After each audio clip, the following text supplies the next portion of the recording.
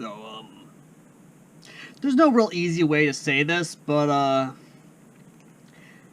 kinda like Shera. No!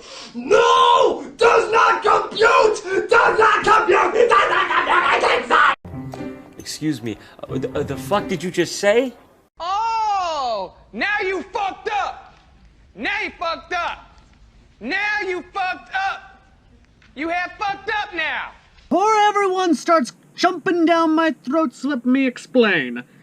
Shera, the reboot series from Netflix, actually could have been something good. Could have, if done in the right context. The context of a soldier realizing that the organization they're working with actually aren't all that good, and the insurgents they're going after aren't the bad guys. In reality, they're the bad guys.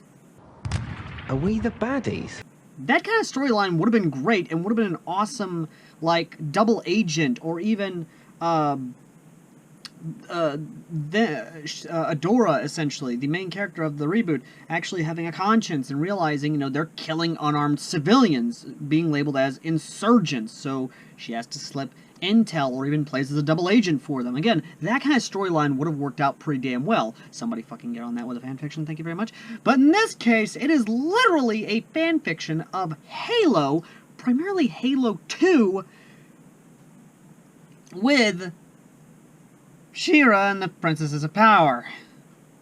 Now, I know every single one of you is probably about to bust down my fucking door, because I fucking know you people. I know every single one of you is probably raging in the goddamn comments, because it's Shera and the Princesses of Power, and every single one of you probably has your own fucking opinion on it, and I understand that, but you have to understand I'm coming at this from a non-biased point of view, from a neutral point of view, and my love for Halo. So, the question is, can this fanfic by Johnny Boy 11 actually do better than the showrunners in terms of making Shera actually good? Bullshit! Bullshit! Well, you throw Halo into the mix, you know it's going to be good. So, let's see how he tackles it. This story starts out with with essentially a colonial ship, or in this case, an Infinity class ship. Excuse me, what? Understand, I know the Halo lore is kind of fucked up at the moment thanks to 343, but you know what? I'm just going to go with it and see where this takes us, because essentially the ship is full of millions of civilians in cryopods, basically evacuating as many as they can, and it being an arc of sorts to get them away from Earth because they fear a Covenant attack. And right on goddamn cue, the Covenant show up like in Halo 2. And immediately they go to jump. And sadly, a malfunction happens because the slipspace drive was not installed correctly. As such, they literally jump to another part of space and take a part of the the station that they were connected to with them. There are casualties and some injuries, but in terms of if they've lost any of the crew members, they didn't, and thankfully they hadn't. The Admiral on board, of course, who was placed there by Hood himself, comes to the captain, who is the woman of the ship, the captain of the ship, who is a woman, of course, which not the stereotype Mary Sue type, an actual, she's more or less worried for her crew, and wants to try and make sure that all the civilians that they have on the ship can be safely moved, or at least are protected. And thankfully enough, thanks to the extra armor plating around the cryo bay area, no civilian is dead. None of the cryo tubes were injured, none of them were damaged. All the civilians are still safe, thankfully enough. So they arrive over the planet of Eternia, or something along that lines, but either way though. They prepare a away team. But of course, the captain being the captain actually does a responsible officer thing. And while, yes, it is frowned in the military for high-ranking officers and important officers to go out into the front lines with their troops, there are good examples in history where legitimately competent, well-liked officers do serve on the front lines with their troops and not in the rear echelon with the gear.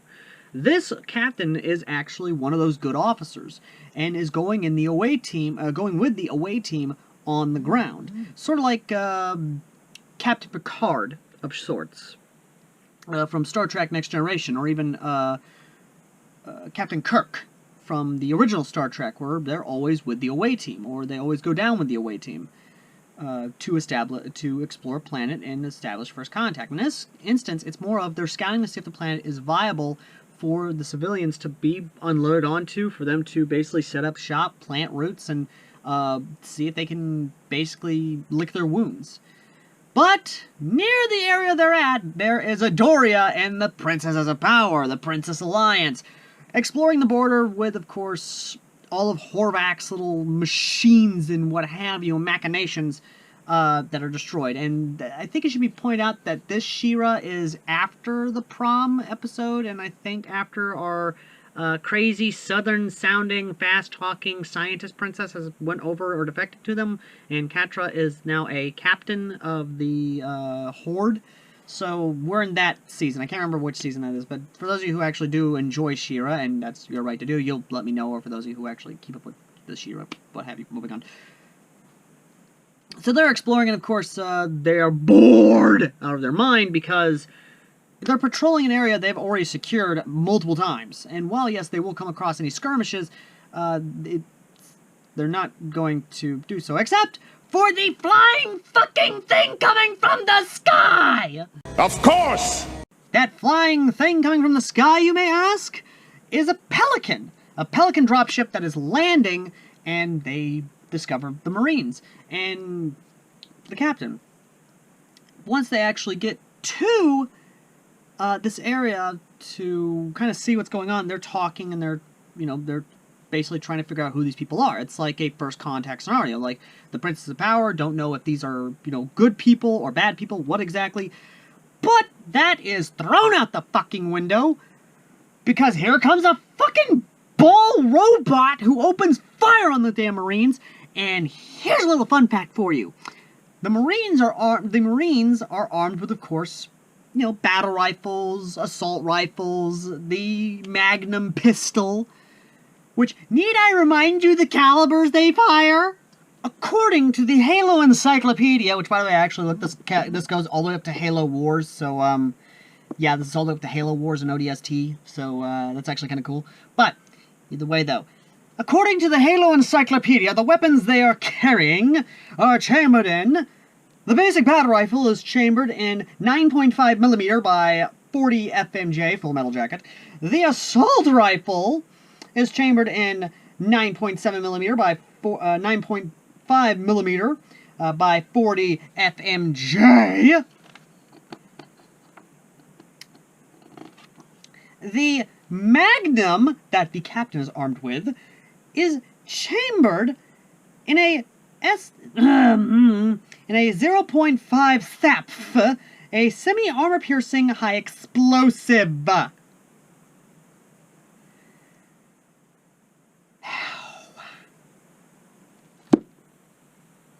You think the Horde has anything that's going to stop that kind of firepower? Seriously? What? I just heard you get hard. If your answer was no, you're correct. If your answer was yes, you're a fucking idiot! Aside from the overpowered glory of the Magnum, one-shotting a fucking robot through the damn head, nice shot, by the way, one of the Marines is sadly injured, or at least the captain is. And so Adora, throwing caution out the fucking wind, rushes in to help out the captain. And in doing so, reveals themselves and tries to help them out. After the firefight is all said and done, they introduce each other, and the captain does the most goddamn Chad thing ever, literally grabbing her arm, reinserting it back into place because it was dislocated, not broken, and needs to be put in a splint. And they basically are invited to Bright Moon, the capital of the Princesses Alliance, the rebellion, essentially. And as they're flying on the Pelican, the Marines start singing a song to help cheer them up because because the captain and the sergeant, who I wish was Sergeant Johnson but is not, oh well, starts singing a lovely song. And I'm going to need my reading glasses for this one because it is their version of Blood Upon the Risers. And it is goddamn glorious! And to the author, Johnny Boy, please pay someone to make this happen. For those of you who are more musically inclined and have a better singing voice and actual instruments and what have you, please make this happen. Because I'm about to sing you the first verses of this song. He was a jarhead fresh out of boot. He was barely learning how to shoot. He had to sit and listen to the sergeant's call. And you ain't gonna shoot no more. Gory, gory, what a hell of a way to go. Gory, gory, what a hell of a way to go. Gory, gory, what a hell of a way to go. He ain't gonna shoot no more. Is everybody ready? Cried the sergeant, looking up. Our hero feebly answered, aye, and then they stood him up. He shouldered his 35, and then safety had done. You ain't gonna shoot no more. Gory, gory, what a hell of a way to go. Gory, gory, what a hell of a way to go. Gory, gory, what a hell of a way to go. He ain't gonna shoot no more. Seriously, somebody make this happen. Like, I don't care how. This is a full fucking song, and I love it. I goddamn love it. Like, even the pilot calls over the PA and goes like, we're approaching the kingdom, and for fuck's sake, guys, stop! But that didn't stop them, because they finish out, like, Jesus Christ, the song is fucking amazing. And what I absolutely love is the princess's reaction, because they have Frostora, the ice princess, with them, and Bo literally has to cover her ears to the song because of how dark and glorious it is. And it shows a stark contrast between how dark the military's humor is and how optimistic and light the princesses are of Shera. But aside from that, and I want you guys to go read the scene yourself, I want you guys to go check out the song yourself, and like I said, for those who are more musically inclined and actually can sing better than I and actually have a lot more stuff, please, go fucking copy and paste these lyrics, fucking read the lyrics yourself, try and sing these lyrics, put it together, let's go, let's go, let's go, let's go, you jarhead loving sons of bitches! Anyway, after they land in Bright Moon, of course, with the captain being the de facto ambassador for the ships that are in orbit right now, she meets the queen, who literally is a fucking angel. Yeah. And literally tells her that, you know, they find out that they're all aliens and even invites them to dinner, which one ODST actually says, fuck yes, I could use some food. Realizing that she spoke out loud, then being glared at by her superior officer, she gives out a sorry, and they immediately start walking to set up a new alliance. And Eternia, or the planet, is about to see what happens when the UNSC gets involved in a war, and how they fight a war. Because I can assure you, ladies and gentlemen, they got Spartans with them, and when you see what the Spartan does to a Horde outpost, ah yeah, is good. Is good. But we'll get to that after these commercials. G.I. Joe will return after these messages. You're reaching deep inside you. Go! The things you've never known. It's been tough, rough going, but you haven't gone alone. We do more before 9 a.m. than most people do all day. Be all that you can Hey, be. First Sergeant. Good morning. You can do it in the army. For that perfect game for your gaming console, Video Game Corner is the largest independently owned video gaming store in North Mississippi, located at 1519 Highway 72 in Corinth. We are an authorized limited-run retail store and have a massive collection of retro games and game systems, and also plush toys and collectibles. We also pay top dollar for your used video games. Check them out Monday through Saturday from 10 a.m. to 8 p.m. Visit Video Game Corner in Corinth. Now back to G.I. Joe. Now, the meeting... and this is what I gotta love. So, after they actually sit down to dinner, they begin sharing perspectives on their worlds. But what I love in this story is the reaction to the Halo universe. Because the Halo universe is not one of sunshines and rainbows. It is of dark, depressing, dear God, we're all gonna die. Oh God, we're all gonna die? On the verge of extermination, so all other optionals are preferable. Throw your morality out the fucking window. We got an alien race we need to fucking kill. As well as a parasite that turns people into fucking parasitic zombies that is trying to consume the entire galaxy again, so we must destroy it, along with forerunners who were supposed to be dead but are not, and is trying to take over the fucking galaxy as well, and a rogue AI who has gone full-on fucking tyrannical, authoritarian, dictatoring Skynet that is basically saying humanity must be put into enslavement to protect themselves. Holy shit, Halo, you are scary! Stop. My penis can only get so erect. I wish I was joking on this, but if you really think about it, the Halo universe is kind of fucked.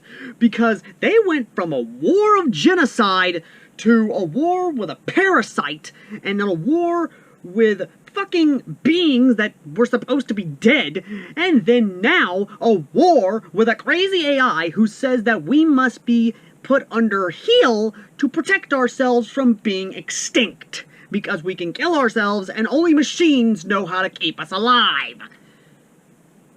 God, I love Halo! Fuck you, Mass Effect, for your bullshit, and fuck you to every other goddamn sci-fi civilization that thinks they're dark as hell. Fuck you! You have sullied your hands with filthy parchments of heresy, guardsman. How do you plead? What? No! Too late, heretic! Well, except for Warhammer 40k, but then again, that's Warhammer 40 fucking K. That doesn't count. Anyway, back on track. The revelations they give them is one of shock, because they can't fathom the numbers of people that have died in this war, essentially, they fought.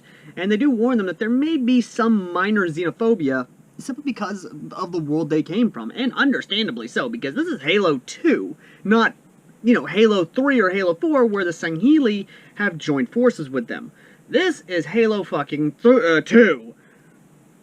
And again, if you've played Halo 2, you know the circumstances surrounding it, or hell, even Halo 3 ODST, which is basically the aftermath of New Mombasa. But what I gotta love about this is that as soon as everything is done, we then flip over to the Fright Zone, where Katra, a Force captain, is informed of what the hell's going on, and she wants to find out more about the UNSC, who are aliens. Which I will say this now. This is just going to get better as it goes, I can already tell, because by the time that the UNSC actually introduces themselves to the Fright Zone and to the Horde, it is glorious, and I'm not going to spoil it yet. But the Queen and the Princesses, of course, the main ones being the Queen of Glimmer and Bo, who is going along with them, and of course Adoria, immediately goes up to the UNSC Ark, essentially, and they are wowed by what they see. They see everything. It is amazing. Space! Even though there's nothing there, it's still space! And there's a huge fuck you ship right there with a huge fuck you gun! And other smaller ships around the Ark that also have big fuck you guns. If you don't know what the big fuck you gun I'm talking about is, it's the fucking MAC. The Mass Accelerator Cannon. God, I love Halo!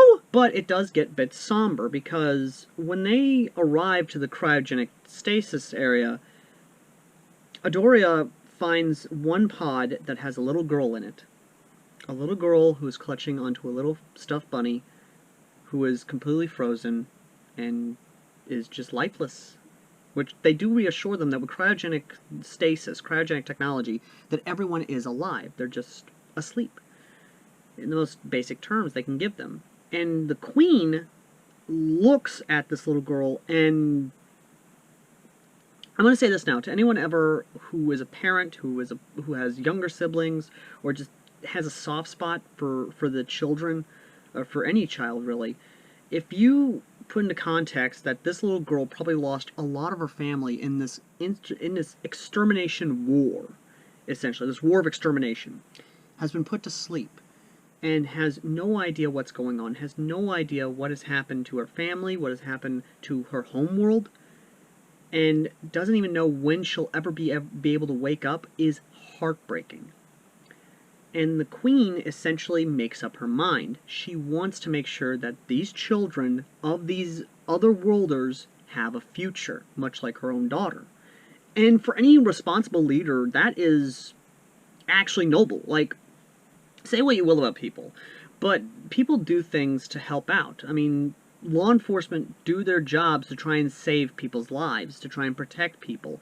EMTs, or first responders, try to save people's lives. Same thing with firefighters, doctors. Anyone who puts their life on the line or has to lead people in a leadership position to make sure that there is a stable future for everyone. Not the corrupt sons of bitches. I'm talking actual people who work with the civilian population, having to lead them, having to work with them, and making sure that they are safe and secure in the knowledge that they will have another bright tomorrow. That right there is the driving force behind the Queen's action. And it's a somber moment. It makes you really think about it, especially, you know, the idea that one day we may have to leave our world and may travel in cryogenic stasis. But that existential crisis and thought is completely thrown out the fucking window, because here we go! We got a Horde outpost to take care of, and take care of they do, because they tell them they are asking, or requesting, if they can enact Code Overlord. If you don't know what Code Overlord is, I'm just going to tell you now. Code Overlord means total annihilation of an enemy occupation and or enemy combatants in the AO. Basically, no survivors. Or, in Call of Duty's case, remember, no Russian.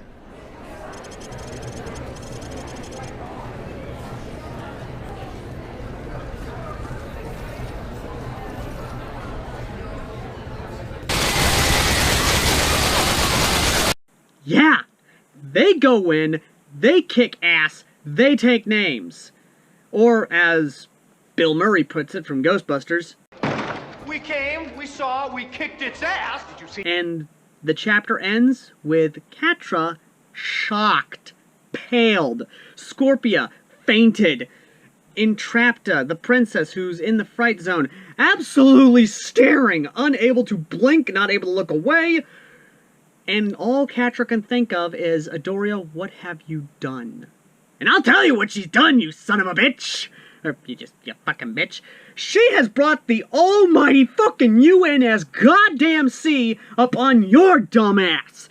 The UNSC is here to kick ass and take names, and I can already tell you now, I'm looking forward to where this fucking goes, because the sheer fact that this already has my hopes up to being something goddamn amazing is one that I am looking forward to, and you bet your fucking ass that I'm going to be reading this more on. But what do I think is going to happen next? Well, I think a more militaristic alliance is definitely going to happen between the UNSC and, of course, the Princess and, of course, the Rebellion. There's going to be an exchange of military technology, or at least to a degree where they can be able to train the Rebellion to be a better, more efficient, more effective fighting force. I could see them running operations all over the planet. Strike operations. Spartans going in, because some of the team that hit that outpost I just said about, they had Spartans with them, and they did their fucking job. I could see them actually doing fucking orbital bombardments. Well, not really orbital bombardments, because that would have kind of messed up the planet they're wanting to occupy. But I could see them doing bombing campaigns from Swordfish. Fucking using UNSC technology to advance the planet and the people there. Actually try and help out with everything they've got. Again, there's a lot that can happen here. And with Horvath and the fact that he's a fucking clone, yes, I know spoilers, and apparently there's a Horvath Prime, I can say this now. I can see them actually building up a sort of military force and being able to slip space again, but not to the UNSC universe, but to the universe and the rest of the galaxy that Horvath Prime is in, and all his little clones. I'm going to say this now, if that does happen, I am looking goddamn forward to it, because the idea that the UNSC against this motherfucker and his fucking galactic expanding empire is about the same way I'm looking forward to the one where the Master Chief is in Mass Effect and has already built up his fighting force, or any UNSC fucking fleet that is in the Mass Effect series is gonna come and kick some fucking ass. I am looking fucking forward to that, and Johnny Boy 11, you did good. I legit cannot express how much I have enjoyed this fucking, just these chapters alone. I enjoyed them. And you know what? As a special thank you and a special treat, when I return back from my break, I will take a look at another one of his fanfictions. This time, a Halo Shield Hero fanfiction. That's right, ladies and gentlemen, a Halo X Shield Hero fanfiction. Sadly, it's only 3 chapters, but by the time I get back from my break, another chapter may have already been released. But, till then, ladies and gentlemen, I've been Airsoft Al, and thank you everyone who has been with these media reviews all this time. Thank you all who have enjoyed these media reviews. I've had fun with them, but I need to take a break. But like I said, when I return, we'll take a look at a Halo X Shield Hero fanfiction. But that doesn't mean you can't stop sending in your requests. So if you have a request that you would like me to check out when I get back from my break, leave them in the comments section down below. And as always, ladies and gentlemen, I will see all you lovely, lovely people in the next video. Till next time. And if you want to come hang out with me and many other authors, Discord link pinned down below, as well as the link to this little fanfiction. And a PayPal if you want to help support the channel. Till next time, ladies and gentlemen.